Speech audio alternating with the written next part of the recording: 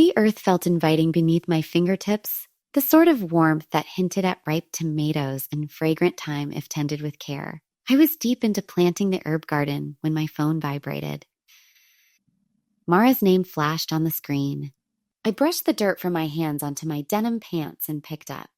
No greeting, just her sharp tone, as if I were a courier service she'd neglected to review. We're arriving next week with 6 visitors. You can use the shed or return to the city. I remained silent at first. I could hear Brendan murmuring in the background, his voice hesitant and low, yet he never intervened. He never uttered, "That's too much, Mara." He didn't even offer a simple hello. I gazed across the lawn. The porch swing still required chains. I'd purchased it as a treat for myself, a spot to relax while the sun dipped behind the hill and the goats quieted for the night. I hadn't sat in it once yet, just for a short time, she continued, as though it were a generous concession. They require room. Erin's undergoing a cleanse. Elise suffers from headaches. And Brendan mentioned, you have all that property. As if I hadn't acquired it with my retirement savings. As if it hadn't demanded everything to begin anew at 67. No past year. No family recollections. Merely a plot of ground I'd transformed into tranquility. I didn't debate. Didn't inquire why 6 adults couldn't book a motel.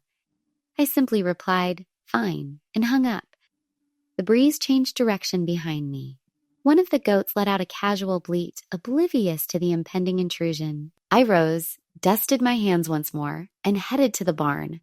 The atmosphere shifted upon entering, cooler and comforting in its familiarity. I grabbed the aged feed record book and turned to an empty sheet. They were en route, and I had preparations to make, though not in the manner they anticipated. I wandered through the home deliberately that night, the floorboards groaning under my weight, as if recalling every brushstroke of paint I'd applied with weary arms. Every nook of this residence bore my mark. Crisp white moldings, sunny yellow kitchen walls, tiled splashback that demanded 3 weekends and 2 bruised fingers. I recalled laboring long evenings mopping classrooms and wiping sickness from school surfaces just to amass the initial payment. Brendan or Mara never inquired about progress. They never came by, mailed a note, or checked if I stayed warm through winter. But abruptly, it became all that property and excess room for a single individual. I refused to linger on the slight. I concentrated on realities. They were approaching. And I had tasks ahead. The visitor linens, my plushest 600 thread count sets, were stored neatly away. Instead, I placed rough wool covers from the survival supplies. Still sanitary, simply not comfortable. The internet modem vanished into the rear of my file drawer. I marked the cord hands off unless you're covering the cost. The coffee maker was packed and sealed. A cheap $19 brewer replaced it, paired with a canister of somewhat aged generic beans. I adjusted the temperature control to 58 at night and 84 by day. Sufficient to annoy, insufficient to resolve. Then I dialed Royce. He picked up on the second tone. This Callie or the goat authorities. I may need to loan a couple pals. Specified brown ones or noisy ones, either. The final act was switching on the veranda lamp and pausing briefly on the swing I'd at last installed. I allowed it to sway softly beneath me, not swinging wildly. Merely inhaling, they desired room. They were on the verge of receiving it. And the swing would remain mine once they departed. The pebbles announced their arrival before the motor silenced. I observed everything from the inn window. Beverage and grasp, legs curled under the cover, 2 sleek black sport utilities gleaming like ceremonial vehicles, and 1 bulky hired van lumbered up my path as if nobility claiming a fortress they hadn't constructed. Mara emerged initially, flowing pants, strappy sandals, shades large enough to mirror her self-importance. Following her were the others, 3 relatives, 1 partner, a man clutching a illumination ring, and a relative called Devon, presently recording the grimy stable as though it were rare fauna. Brendan exited last, more deliberately, posture rigid as if his frame doubted the choice. He bent under the deck barrier and raised the pottery toad. I'd positioned the key there intentionally. I wished to witness who he'd evolved into without guidance. He located the key as expected. A goat stared at them from the corridor, utterly motionless. One of Royce's more vocal females. In the sitting area, a chicken fluttered across the carpet as if it ruled. By the cooking space, Draw crinkled. Somebody had spotted the pair of sheep nibbling softly on an artificial floral display. Mara's tone pierced via the speakers on my portable computer. Is this some prank? Brendan offered no reply. He remained immobile in the doorway, valise hanging from one grip, face inscrutable. Perhaps he was tallying the creatures. Perhaps he was tallying his remorse. A bang. Someone released a luxury tote. The goat vocalized. A relative shouted regarding sensitivities. Mara once more cutting. Brendan, what is this? Still silence. I savored another taste of lodging brew and silenced the transmission. The quiet seemed deserved. Allow them to investigate. Permit them to reorganize the disorder as if it were my own. Back at the residence, the goats were merely beginning. The lodging chamber was serene, save for the drone of the warmer. I positioned my portable on my lap and activated the surveillance stream.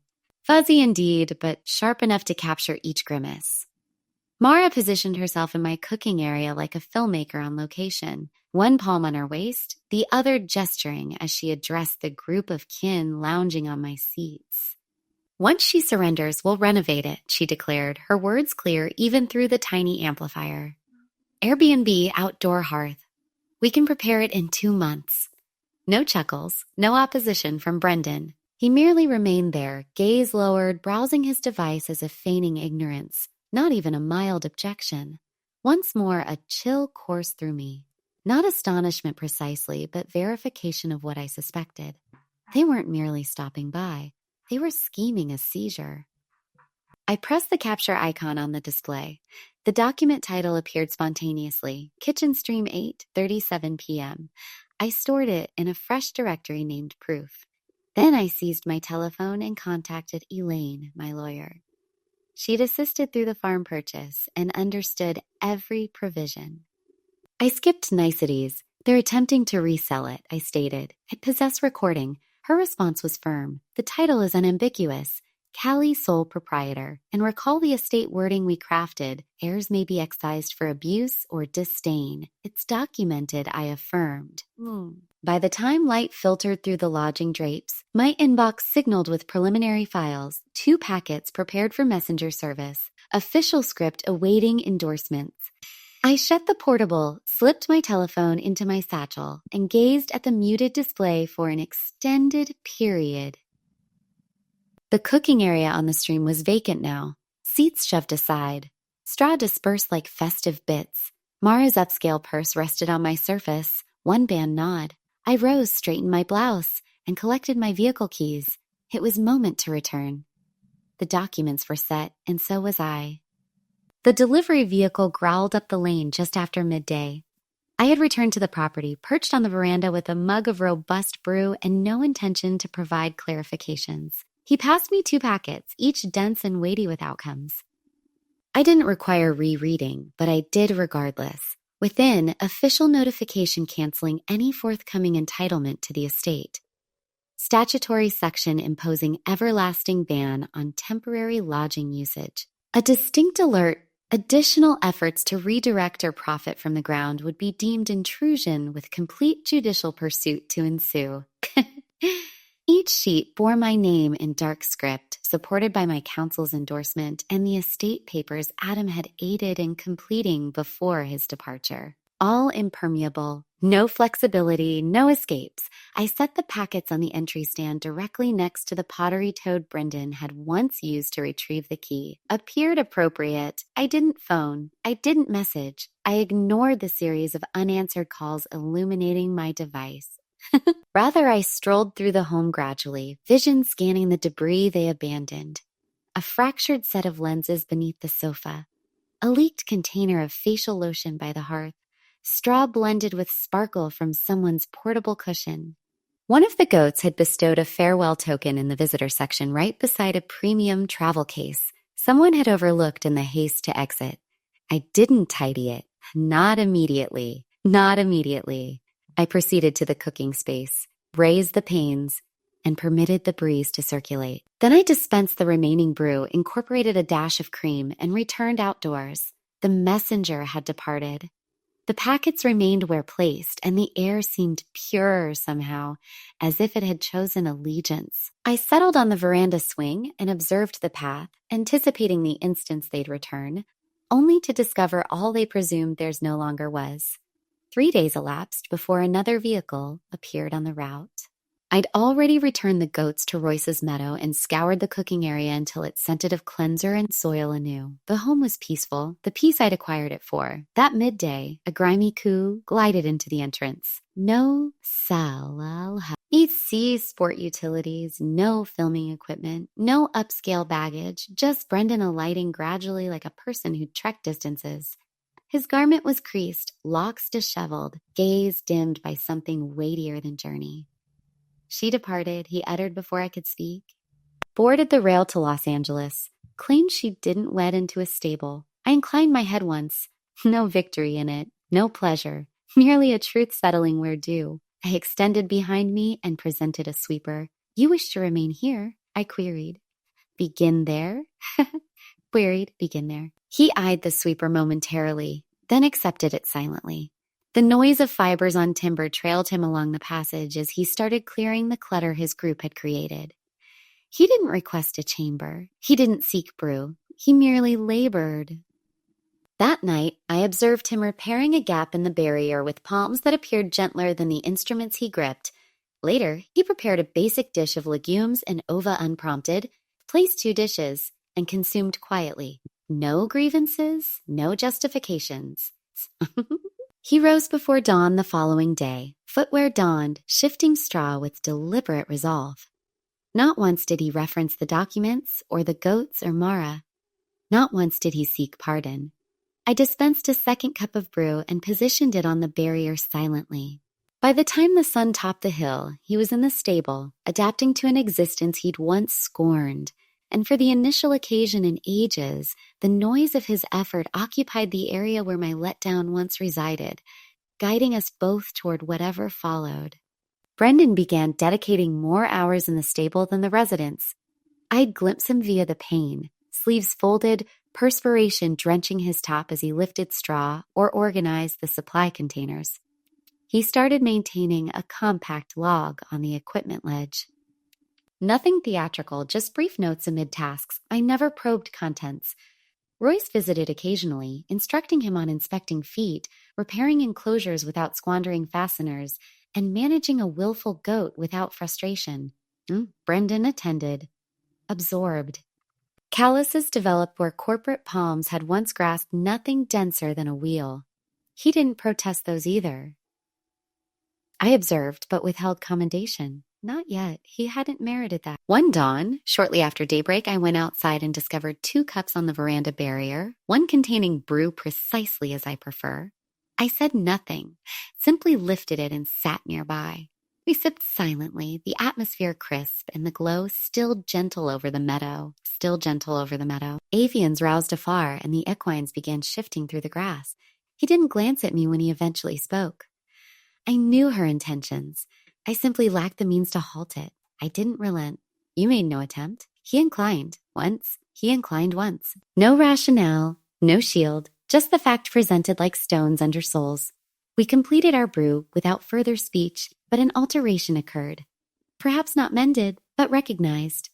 That outweighed any floral or present words. Later that midday, I went by the stable and saw him aiding Royce in mending the northern entrance. Cautious now to avoid over-securing the pivot. His actions were deliberate now, more considered. The log lay exposed on a straw bundle, writing tool beside it, as if he intended to resume noting the instant his palms were clear. And for the first instance in ages, I didn't sense isolation there, not entirely. No. The gale began roaring just beyond midnight, fierce and unpredictable, the type that rattles panes and topples deck seats. I was midway from bed when I detected the clash, metal on soil, succeeded by the clear cry of alarm. I seized my jacket and beam, but by the barn door, Brendan was already rising, lacing footwear. It's the eastern barrier, he stated, breathless but distinct. Something fractured. I trailed him into the obscurity, the tempest nipping through every coat of cotton and fiber. We located one of the junior goats, Nena, pulling a rear limb, quivering wide-eyed in the sludge. A damaged fencing section lay close, warped by the gust. I'll fetch the pickup, I said, already heading to the outbuilding. Brendan's grasp halted me. You remain, he said. I'll handle. You've endured sufficient gales. I paused, but his tone grounded me. Not authority, not pride, just dedication. He vanished for over 2 hours. The tempest persisted. I remained with Nena, dry covers and soothing phrases, managing to maintain her respiration steady. Every blast made me question if I'd misassessed him anew. Thin beams cut through the downpour. The pickup entrance shut firmly. Brendan stumbled into the stable with a provision sack in one limb and drenched cotton adhering to his frame. His joints were split and his grips trembled as he knelt by Nena. We collaborated, brace, bandage, measure, until the goat finally eased onto the straw, discomfort lessening. Brendan didn't slump. He inspected the stable illuminations, ensured the other beasts were settled, then At by the supply heap, sludge to his shins like the most ordinary spot globally. I lingered in the dimness and watched him inhale evenly and softly. I recalled murmuring once years prior. I nurtured a lad who matured into a gentleman too belatedly. And now, in the gentle glow of a tempest-heated stable, I repeated it. Only this occasion I appended, but perhaps not eternally belated. Brendan tapped on the mesh entrance just after morning meal, documents in grasp. He didn't await invitation, simply entered the veranda as if he fit again. Perhaps he did. I require you to review this, he said. I placed my brew aside and accepted the pile. The initial sheet was headed Preservation Servitude Contract. My pulse paused. He'd collaborated with the Regional Ground Conservation, submitted the forms, conducted the earth analyses, even incorporated archival records of the original limits. All of it lawfully obligating.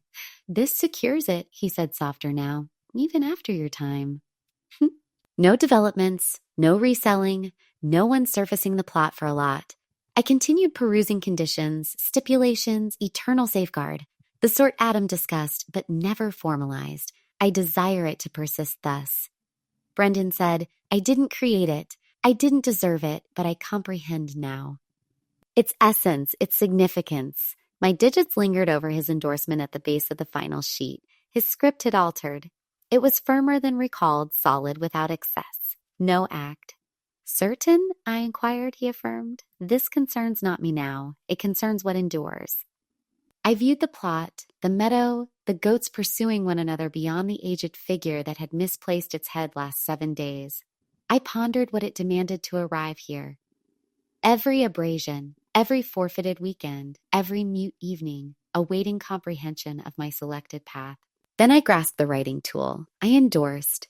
He didn't grin, not ostentatiously, just released breath as if retained for ages. We didn't embrace. No necessity. Instead, he descended the veranda stairs and returned to the stable, the document still in my grasp. My brew now chilled but unsipped. A gust raised the servitude edge where our names converged in script. Tomorrow I'd submit it. Today I'd allow the instance to anchor. The veranda is lively again, but not disorder. Brendan is ahead with Royce, both pounding an entrance that droops regardless of repairs. A vessel of brew simmers within. One of Royce's goats dozes by the stairs like proprietor. Likely is by now. I rest in my swaying seat, pad on my thighs. No lofty proclamations, no infants in embraces, no one enacting thanks. Just this existence quiet selected mine. Brendan goes by en route to the stable dust in his lock's new footwear already marked and fitted. He seeks nothing, doesn't attempt to justify history. He merely advances firmly, intentionally, like one aware they're at last treading their route. Occasionally, he halts and inquires about supply cycles. Other times, he utters nothing, just inclines as passing. I require no further. I've discovered quiet can signify attendance too. I turn the sheet in my pad. It's not a testament or missive, just records about pruning needed in the rear area, which pain adheres in precipitation, how much enclosure before cold. Nothing striking, just elements that count. The mesh entrance squeaks behind me. Brendan places a new cup of brew on the barrier silently. I glance up and encounter his gaze. He inclines once. I incline back. We observe the sun ascend together, amber pouring over the meadow like heated pigment. This spot was never intended as a tribute or reward. It was never about inheritance in common terms. It was always about the laborer maintaining the area, repairing what others shatter without regret. Sample the second cup and recline the seat, groaning beneath me like a longtime companion, informing me I've accomplished sufficient today. Some elements I utter into the dawn aren't passed down. They're gained, every portion. The gale responds by raising my pad corner. I permit it, then